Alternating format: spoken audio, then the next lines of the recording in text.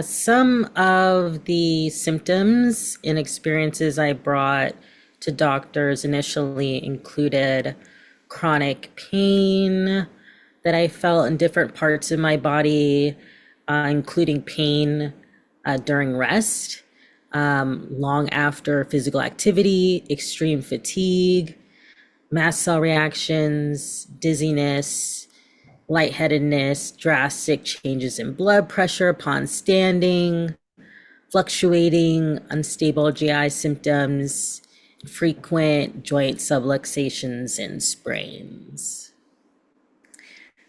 First, a pain management doctor wrote in my chart that I didn't meet the Baton score criteria, but didn't actually go through the exam or assessment with me. And it wasn't until 2 years later I was able to see a geneticist who went through the Baton score and EDS diagnostic criteria with me. Additionally, a cardiologist diagnosed me with benign joint hypermobility. And the doctor even mentioned how there were limited diagnostic codes to choose from, but did not offer any tests or tools. Pain management also wrote in my chart generalized joint hypermobility. After being dismissed by rheumatology for not having a clear autoimmune condition, I went to cardiologist who immediately diagnosed me with benign joint hypermobility. Even the doctor noted that there weren't many diagnostic codes to choose from, but didn't run any test assessments or exams to further discern what was going on with me. I unfortunately didn't receive much reasoning behind why I wasn't given further tests or referrals. The cardiologist I saw diagnosed me with dysautonomia, and that was pretty much it. I was given one medication that didn't really work for me, and I felt otherwise dismissed by this doctor and other specialists I saw. I had to seek referrals through my primary care provider by requesting them of my own accord. I didn't even know which specialists were helpful for me to see until I used Hyp+Access as a resource. When I tried to seek further care from specialists, unfortunately, I was often gaslit and they refused to give me helpful treatment despite persisting symptoms. I was very often told to simply make lifestyle changes or take over-the-counter supplements rather than receive other assessments, tests, or further treatment.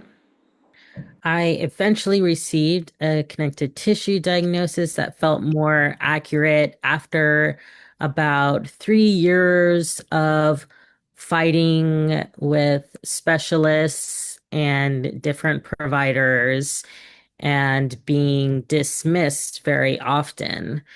I was relieved to finally receive my HEDS diagnosis and have my symptoms validated.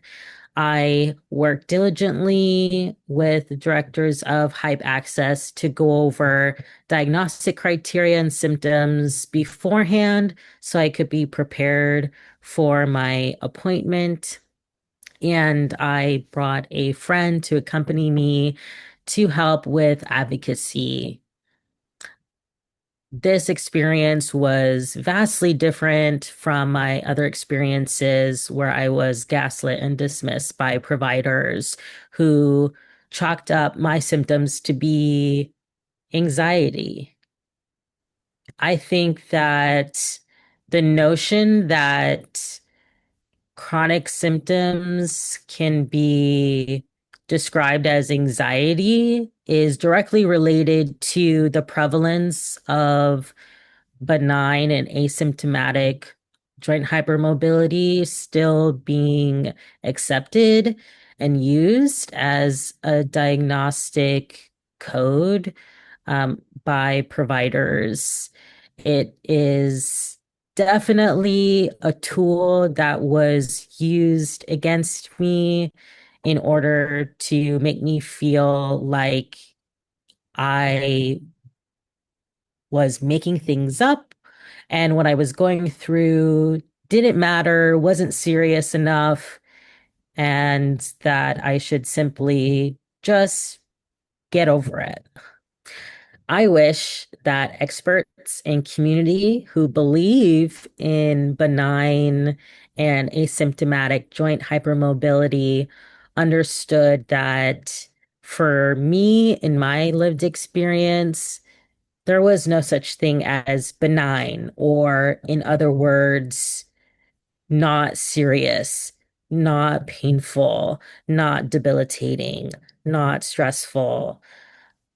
I had symptoms my whole life that I just couldn't place, and they were exacerbated due to ignorance such as this, and therefore negligence by the medical community in particular, in addition to my family who didn't have further information.